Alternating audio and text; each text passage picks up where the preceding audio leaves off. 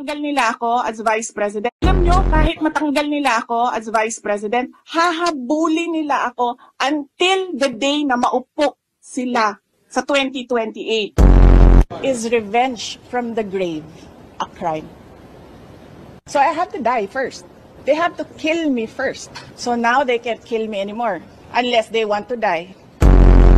I don't appreciate this kind of attitude, Madam Chair.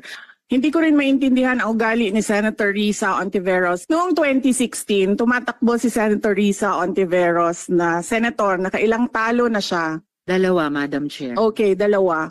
Natatakot siya sa pangatlong talo niya, kaya pumunta siya sa Davao. Humingi siya ng tulong. Humingi siya ng tulong sa akin, tinext niya ako. Pwede ba akong mag-follow up sa hinihingi kong tulong sa boto dyan sa Davao City? Nanalo na siya, at nung nanalo siya, anong ginawa niya? Siya ang pinakaunang umatake kay President Rodrigo Duterte. Anong tawag sa ugaling ganito?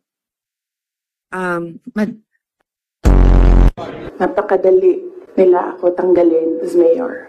Ngayon, hindi nila ako matanggal. They can drag me to hell. Ang papa niyo po ang naggawa ng desisyon against all Filipinos na may libing si Marcos Sr. sa libigan ng mga bayani. Ano na po nangyari ngayon?